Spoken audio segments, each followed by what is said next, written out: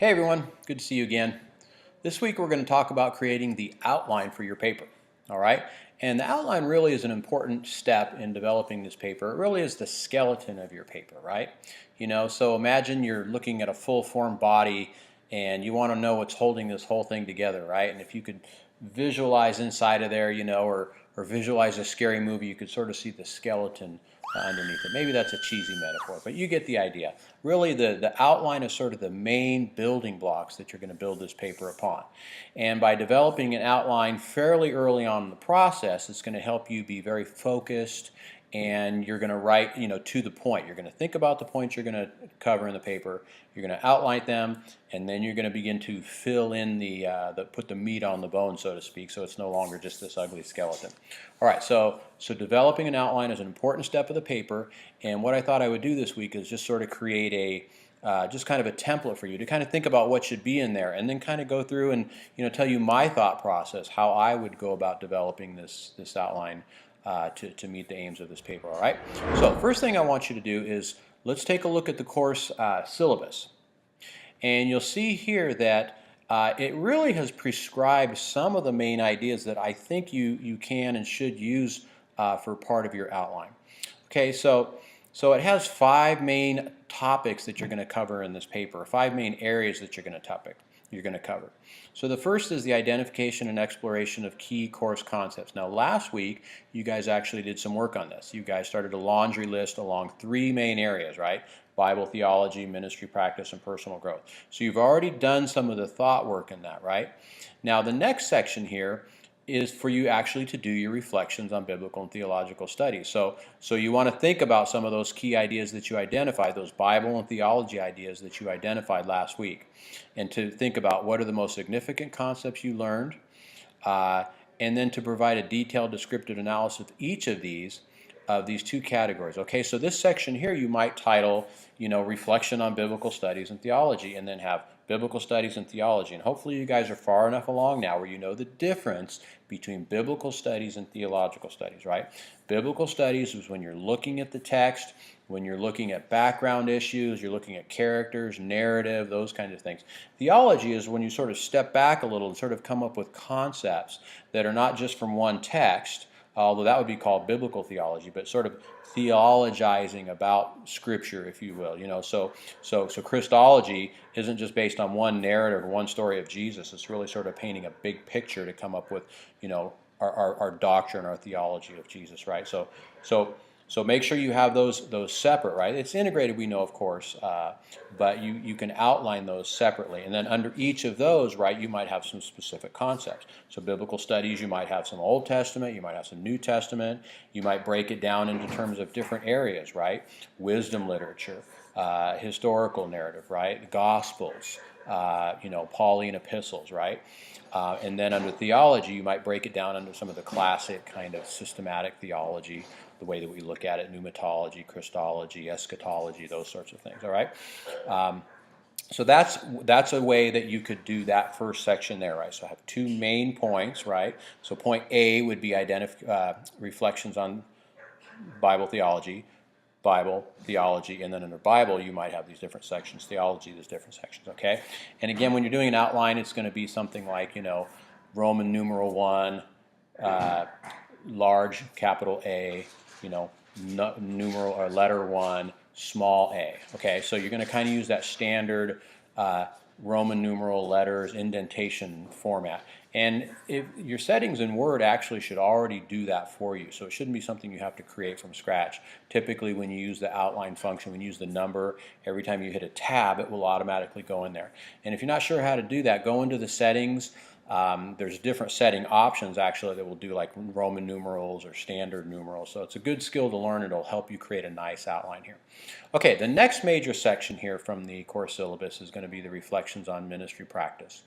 How will what you have learned in this program affect your ministry practice? In what ways? What implications does this have for you as you approach your work in ministry, etc., etc.? Okay, so another major section in your paper, all right? So section 1 is going to be that reflections on biblical theology, reflections on ministry practice, right? Now you might have identified last week like 5 key areas of ministry, maybe preaching, maybe evangelism, maybe mission, 3 or 4 or 5 sections, and you're going to talk about each of those. In this class we learned about this, and here's how it's already impacted me, right? So you're not just going to talk about the topic kind of in the abstract, but this is really helping you to, how this has affected your practice. I took this class on missions, and boom, we started this missions program. It really helped me to understand, God's heart for the nations, all those sorts of things. Okay, so that's what that section is going to look like, and you might, that's going to be a major Roman numeral, and then maybe, 1 or 2 or 3, not one. Obviously, you're going to have more than that, but you're going to have several sections there, and each of those might have their own little subpoints as well. So missions, you might have a section called God's heart for the nation, section 1, and then local mission, point A, and global mission, point B. And then global mission, you could break that down into what? Different nations. Maybe you actually wanted some missions trips. So try to really kind of think categorically and systematically about the different topics and how you can arrange them in a paper so that it makes sense. And again, the objective here is to really write something that the reader can follow. And say, in this following section, I'm going to have 3 main topics, boom, boom, boom, and then you fill all those out, right? So that's really the key to being a good writer, is thinking about your topics and outlining them in a way that makes sense in sort of this hierarchical fashion, right? Kind of a hierarchy of topics. All right, your next main section here is going to be reflections on personal growth and development. How has your participation in the program changed you personally?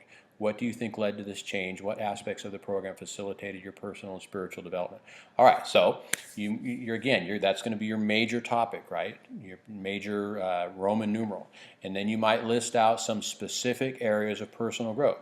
Maybe character, maybe ethics, maybe spiritual formation and spiritual disciplines. Before this class, I didn't have much of a prayer life. Before the program, after program, I prayed devoutly. We read Richard Foster's, Spirit of the Disciplines book, and it really taught me the importance of prayer and the power of prayer, right?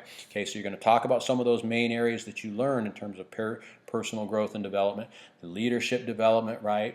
All those kinds of things that you learn in different areas of the course, and then you're going to list all those out. And you'll talk a little bit about those from the curriculum, right? Citing your sources, all that kind of stuff, and then the personal reflection and application, all right? So each of these sections is really going to have a lot of that. Perhaps the biblical and theological one might be the more sort of conceptual one where you're going to list those things out. But again, I would encourage you to talk about your reflections. Why did you decide to talk about Christology? Maybe you just, really fell in love with Jesus in the course of the program, and that was your favorite topic and doctrine, and every time you came across it, it was just really, engaging and exciting to you, and it helped you understand, our Savior better, and, it wasn't just academic to you, but it really transformed your mind and your heart and your thinking, all those sorts of things. All right, and then the final section there, reflections on lifelong learning, and this might be a little tougher. You're kind of projecting into the future on this one, I think. I don't know that you really had a class per se on lifelong learning, but hopefully over the last few years, 2-3 years you've been in the program, you've done some thinking about, I really like to learn. I like to study. These are particular areas of study. I've always told myself if I had free time to read whatever I wanted, this is the kind of stuff I'd read. So talk about that. Talk about how, talk about your own desire and development as a learner per se, and how you feel that's going to carry on besides the program. Okay?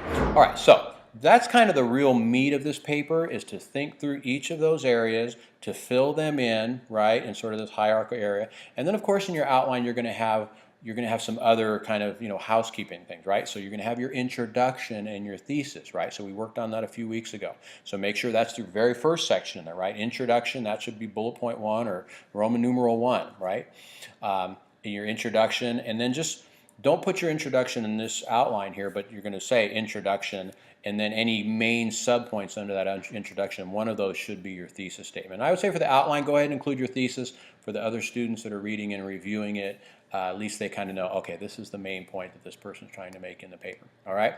And then you'll have your main sections here, and then of course you're always going to have a good conclusion at the end of your paper as well, right? So, and again, you haven't written the conclusion, you probably you don't know exactly what it's going to say, but at least leave a marker in your outline there for conclusion, All right, that would probably be a good approach for now. All right, so I would say you should probably be able to do this whole outline in, a page, maybe a page and a half. Don't worry about spacing and those kinds of things. Actually, maybe leave half a space. It might be a little cluttered looking if it's all like this. So leave a little bit of space in there, but no more than a page and a half, page and a half to cover all these main topics. All right, and then of course put your bibliography, put a line item for bibliography in there as well.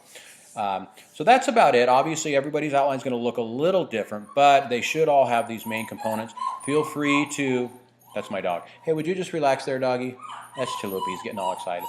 But make sure you can customize the titles a little bit if you like. I'm all for customization. Make it your own, but you should have these main components though from the syllabus as well. So anyhow, that's about it. I hope this helps. God bless you guys, and I look forward to seeing your work.